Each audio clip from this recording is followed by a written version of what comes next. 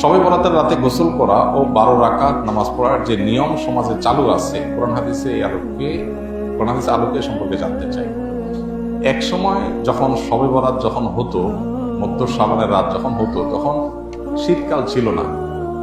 তখন এই জাল হাদিসের উপরে অনেকে আমল করেছে। এখন আসলে এই জাল হাদিস ওই শুধু কিছু বই পুস্তকই আছে, আমল করার লোকও নাই। কারণ যে শীত পড়ে দিনেই অনেকে গোসল করতে চায় না, কিসের রাতে গোসল করতে। বিধায় এইটা নিয়ে এখন আর নতুন করে আলাপ না করলেও চলে।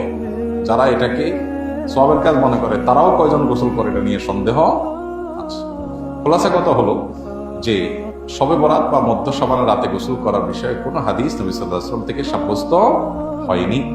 সেই সাথে এই 12 রাকাত নামাজের এরকম কোনো দরাবাধা নামাজের কথাও হাদিসে বর্ণিত নাই। তবে এই রাতে আল্লাহ তাআলা হিংসুক এবং মুশরিক ছাড়া বাকি মানুষদেরকে সাধারণ ক্ষমা ঘোষণা করেন মর্মে হাদিস আছে। যার কারণে মানুষ আল্লাহর কাছে ক্ষমা চাইলো, ক্ষমা চাওয়ার মতো বুঝে কাজ করলো, সেটা হতে পারে। কিন্তু কোনো ফিক্স আমল, কোনো ফিক্স রাকাত সংখ্যা এবং কোনো কিছুই নবী সাল্লাল্লাহু আলাইহি ওয়াসাল্লাম থেকে বিশুদ্ধভাবে বর্ণিত হয়নি।